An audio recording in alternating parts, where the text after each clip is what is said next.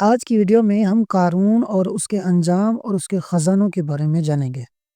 قارون حضرت موسیٰ علیہ السلام کے چچا یسہر کا بیٹا تھا۔ بہت ہی شکیل اور خوبصورت آدمی تھا، اسی لیے لوگ اس کے حسن و جمال سے متاثر ہو کر اس کو منور کہا کرتے تھے۔ اس کے ساتھ ساتھ اس میں یہ کمال بھی تھا کہ یہ بنی اسرائیل میں تورات کا بہت بڑا عالم اور بہت ہی ملنسار اور با اخلاق انسان تھا، اور لوگ اس کا بہت ہی ادب و احترام کرتے تھے۔ لیکن بے شمار دولت اس کے ہاتھ میں آتے ہی اس کے حالات میں ایک دم تغیر اور تبدیلی آ گئی، اور سامری جادوگر کی طرح منافق ہو کر حضرت موسیٰ علیہ السلام کا بہت بڑا دشمن ہو گیا اور اعلیٰ درجے کا متکبر اور مغرور ہو گیا۔ جب زکوٰۃ کا حکم نازل ہوا تو اس نے حضرت موسیٰ علیہ السلام کے روبرو یہ عہد کیا کہ وہ اپنے تمام مالوں میں سے 1000واں حصہ زکوٰۃ نکالے گا، مگر جب اس نے مالوں کا حساب لگایا تو ایک بہت بڑی رقم زکوٰۃ کی نکلی۔ یہ دیکھ کر اس پر ایک دم حرص اور بخل کا بھوت سوار ہو گیا، اور نہ صرف زکوٰۃ کا منکر ہو گیا بلکہ عام طور پر بنی اسرائیل کو بہکانے لگا کہ حضرت موسیٰ علیہ السلام اس بہانے تمہارے مالوں کو لے لینا چاہتے ہیں۔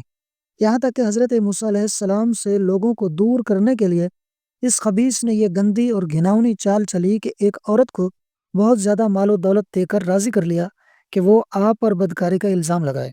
چنانچہ عین اس وقت جب کہ حضرت موسیٰ علیہ السلام وعظ فرما رہے تھے، قارون نے آپ کو ٹوکا کہ فلانی عورت سے آپ نے بدکاری کی ہے۔ حضرت موسیٰ علیہ السلام نے فرمایا کہ اس عورت کو میرے سامنے لاؤ۔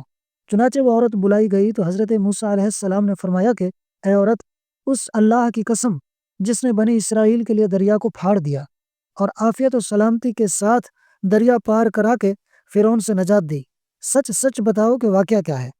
حضرت موسیٰ علیہ السلام کے جلال سے عورت سہم کر کانپنے لگی، اور اس نے مجمع عام میں صاف صاف کہہ دیا کہ اے اللہ عز و جل کے نبی، مجھے قارون نے کثیر دولت دے کر آپ پر بہتان لگانے کے لیے راضی کیا ہے۔ اس وقت حضرت موسیٰ علیہ السلام آپ دیدہ ہو کر سجدہ شکر میں گر پڑے، اور بحالت سجدہ آپ نے یہ دعا مانگی کہ یا اللہ، قارون پر اپنا قہر و غضب نازل فرما دے۔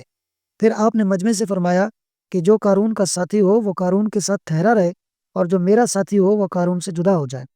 چنانچہ 2 خبیثوں کے سوا تمام بنی اسرائیل قارون سے الگ ہو گئے۔ پھر حضرت موسیٰ علیہ السلام نے زمین کو حکم دیا کہ اے زمین، تو اس کو پکڑ لے، تو قارون ایک دم گھٹنوں تک زمین میں دھنس گیا۔ پھر آپ نے دوبارہ زمین سے یہی فرمایا تو وہ کمر تک زمین میں دھنس گیا۔ یہ دیکھ کر قارون رونے اور بلبلانے لگا اور قرابت داری اور رشتہ داری کے واسطے دینے لگا، مگر آپ نے کوئی التفات نہ فرمایا، یہاں تک کہ وہ بالکل زمین میں دھنس گیا۔ 2 منحوس آدمی جو قارون کے ساتھی تھے لوگوں سے کہنے لگے کہ حضرت موسیٰ علیہ السلام نے قارون کو اس لیے دھنسا دیا ہے تاکہ قارون کے مکان اور اس کے خزانوں پر خود قبضہ کر لیں۔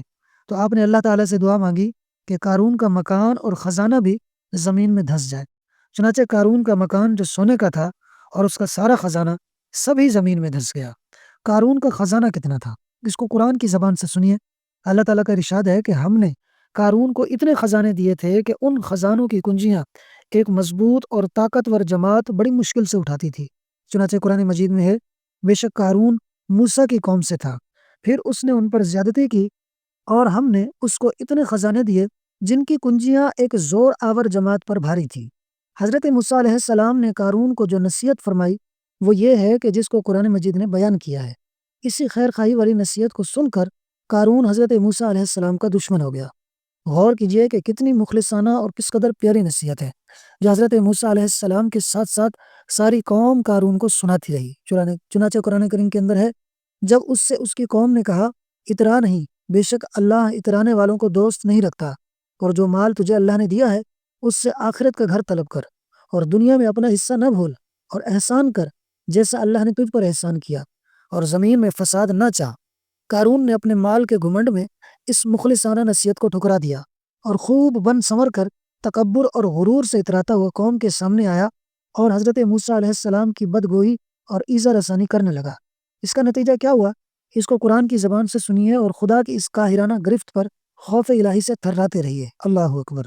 قرآن بیان کرتا ہے، تو ہم نے اسے اور اس کے گھر کو زمین میں دھنسا دیا، تو اس کے پاس کوئی جماعت نہ تھی کہ اللہ سے بچانے میں اس کی مدد کرتی، اور نہ وہ بدلہ لے سکا۔ درس ہدایت۔